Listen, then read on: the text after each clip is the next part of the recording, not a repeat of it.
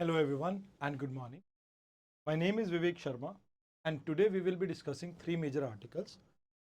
पहले आर्टिकल में हम कंज्यूमर प्राइस इंडेक्स के बारे में डिस्कस करेंगे. सेकेंड आर्टिकल में फ्लू गैस डीसल्फराइजेशन के बारे में डिस्कस करेंगे एंड थर्ड आर्टिकल में हम एक एक्सरसाइज टलिस्मन के बारे में डिस्कस करेंगे. आइए शुरुआत करते हैं पहले आर्टिकल. देखिए इन्फ्लेशन क्या होता है. जब किसी कॉमोडिटी के प्राइस में आपको इंक्रीज देखने को मिले. अब ये 8वां लगातार ऐसा महीना था जब हमारी इन्फ्लेशन रिड्यूस हुई है और जिसकी वजह से आपको ये न्यूज़ आर्टिकल देखने को मिला है. तो मतलब अपने 77 मंथ के सबसे लो पे पहुंच गई है अभी इन्फ्लेशन इंडियन इकोनॉमी में. खासकर फूड इन्फ्लेशन में कमी आने की वजह से ये देखने को मिल रहा है. अब इसके साथ साथ होलसेल प्राइस इंडेक्स में भी आपको कमी देखने को मिल रही है. ये आपका डी इन्फ्लेशन की तरफ चला गया है. अब देखिए इन्फ्लेशन, डिसइन्फ्लेशन एंड डिफ्लेशन, ये तीन टर्म्स हैं जो आपको पता होनी चाहिए. इन्फ्लेशन मतलब जैसे मान लीजिए पिछले साल एक चीज 100 रुपए की थी, अब 120 रुपए की हो गई है, दैट इज इन्फ्लेशन. डिसइन्फ्लेशन मतलब जैसे यहां पर आपको 20% का हाइक देखने को मिला था, इंस्टेड ऑफ 20 आपको अब 10% का हाइक देखने को मिल रहा है. इन्फ्लेशन 20 से 10 हो गई है, बट इन्फ्लेशन अभी भी एग्जिस्ट करती है. जब इन्फ्लेशन नेगेटिव में चली जाए तो उस केस में से डिफ्लेशन कहा जाता है. अभी अगर कोर सेक्टर्स की बात करें तो कोर सेक्टर में इन्फ्लेशन 4.4% के आसपास देखने को मिल रही है एंड अर्बन रिटेल इन्फ्लेशन 2.56 के आसपास देखने को मिल रही है. अब इन्हें दो तरीकों से कैलकुलेट किया जाता है. एक है consumer price index. Consumer price index ministry of statics आपकी कैलकुलेट करती है. 2012 इसका बेस ईयर है और इसमें रिटेल लेवल यानी आपके और मेरे कंज्यूमर लेवल पे जो चेंजेस आते हैं प्राइसेस को, उसको कैलकुलेट किया जाता है और इसमें फूड को हाईएस्ट वेटेज दी गई है जिससे हम कॉस्ट ऑफ लिविंग का पता लगा सकें. बट ये काफ़ी ज़्यादा वॉलेटाइल है बिकॉज फूड और फ्यूल के प्राइसेस चेंज होते रहते हैं इस वजह से. एंड इसी के बेसिस पे आरबीआई अपनी मॉनेटरी पॉलिसी को डिजाइन करता है. देन सेकंड चीज जो यहाँ पर आप देखते हैं, wholesale price index ministry of commerce आपका इसे कैलकुलेट करता है. 2011-12 इसका बेस ईयर है और ये होलसेल लेवल यानी प्रोड्यूसर लेवल पे चेंजेस को मेजर करता है. फूड की इसमें वेटेज और फ्यूल की वेटेज थोड़ी कम है. हाँ, इसमें आप कॉस्ट ऑफ प्रोडक्शन देखते हैं एंड क्योंकि इसमें फूड और फ्यूल की प्राइसेस कम है तो इसमें इन्फ्लेशन थोड़ी कम देखने को मिलती है, वॉलेटिलिटी कम देखने को मिलती है. बट ये आपको होलसेल मार्केट का ट्रेंड बताता है. अब इन्फ्लेशन को कंट्रोल करने के लिए आरबीआई रेपो रेट को चेंज कर सकता है, open market operation government security को सेल एंड परचेज कर सकता है एंड कैश रिजर्व रेशो को चेंज करता है. ये मॉनेटरी मेजर्स हैं, monetary policy measures. Fiscal measure में आप सब्सिडीज इंक्रीज कर सकते हो, देन टैक्स में एडजस्टमेंट कर सकते हो, आप होर्डिंग को रोकने की कोशिश करते हो एंड सप्लाई साइड में आप बफर स्टॉक मेंटेन करते हो जैसे पीडीएस स्कीम के अंडर, एमएसपी के अंडर. एक्सपोर्ट को रेगुलेट करते हो, आप लॉजिस्टिक के अंदर इन्वेस्ट करते हो जैसे कोल्ड स्टोरेज चेन्स, ऐसी चीजें जिससे आप ओवरऑल प्रोडक्शन को मेंटेन कर सकें. तो अभी अगर हम बात करें फूड आइटम में आपको डिफ्लेशन देखने को मिल रहा है, खासकर vegetable, pulses and fishes, meat, इन सब में. एग्रीकल्चर की बात की जाए तो सीरियल्स में भी इन्फ्लेशन 41 मंथ के लो पे पहुंच चुके हैं.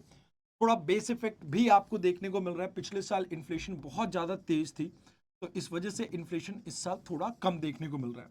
आपकी जो इनपुट कॉस्ट है, क्योंकि क्रूड ऑयल के प्राइसेस कम हो गए हैं तो ट्रांसपोर्टेशन कॉस्ट घट गई है, तो उसका भी इसके ऊपर आपको असर देखने को मिल रहा है.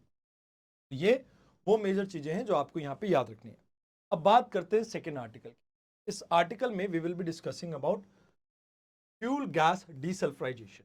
क्यों बात कर रहे हैं? क्योंकि गवर्नमेंट ने अपने रूल्स के अंदर एग्जम्प्ट किया कुछ थर्मल पावर प्लांट को. अब क्यों एग्जम्प्ट किया पहले इसे समझो, या पहले आप ये समझो कि एक्चुअल में फ्लू गैस डीसल्फराइजेशन होता क्या है. इसमें लाइमस्टोन और लाइम को हम यूज करते हैं एज अ कॉमन टाइप, जिसमें वेट स्क्रबर के थ्रू हम चिमनी में से निकलने वाले धुएं में से सल्फर को रिमूव करते हैं.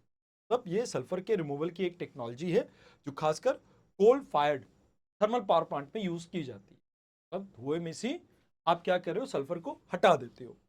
अब ये कहीं ना कहीं आपके सल्फर एमिशन को रिड्यूस करता है, जैसे एसिड रेन और स्मोक जैसी प्रॉब्लम्स को आप सॉल्व कर पाते हो. रेस्पिरेटरी बीमारियां कम होती हैं. इवन ये जो इंडिया की कमिटमेंट है नेशनल क्लीन एयर प्रोग्राम, जिसमें हम पर्टिकुलेट मैटर्स के अमाउंट को रिड्यूस करना चाहते हैं 30% से, उसमें हमारी हेल्प करेगा। देन एयर क्वालिटी को इम्प्रूव करने में आपकी हेल्प करता है, खासकर अर्बन एरियाज। तो यहाँ पे अगर देखा जाए तो सल्फर आपका मेजर सोर्स है इसका फॉसिल फ्यूल, खासकर कोल और पेट्रोल।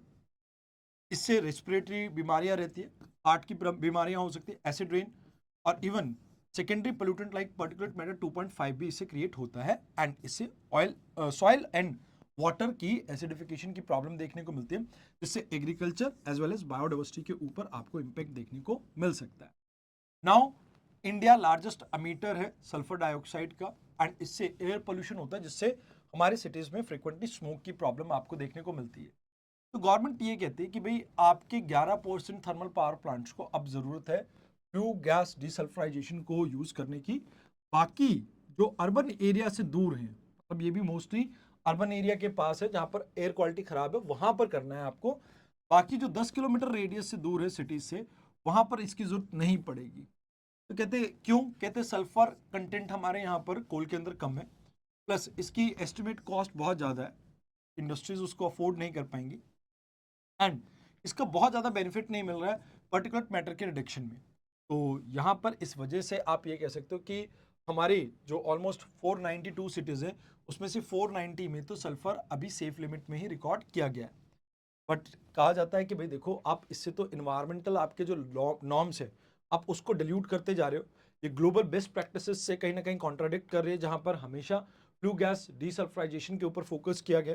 एंड सल्फर ऑक्साइड का लेवल इंक्रीज करना, ये सिर्फ लोकलाइज्ड एक्सपोजर नहीं है। एयर क्योंकि आपकी ट्रेवल करती है विंड के फॉर्म में, तो विंड कहीं ना कहीं इसको दूर भी लेके जा सकता है, तो इसका इम्पैक्ट बाकी जगह भी आपको देखने को मिल सकता है। तो अब लास्ट आर्टिकल की बात करते हैं, एक्सरसाइज टैलिस्मन के बारे में। अब ये एक्सरसाइज ऑस्ट्रेलिया कंडक्ट कर रहा है, जहां पर 19 देश इसके साथ काम कर रहे हैं, और 35,000 से ज्यादा पर्सनल इसमें पार्टिसिपेट करेंगे। बाइनियल आपकी एक एक्सरसाइज है जो ऑस्ट्रेलिया और यूएस के बीच में होती थी। 2005 से इसको कंडक्ट किया जा रहा है। Mine time, land, air, cyber and space domain, सभी में इसके ऊपर एक्सरसाइज कंडक्ट की जाएगी।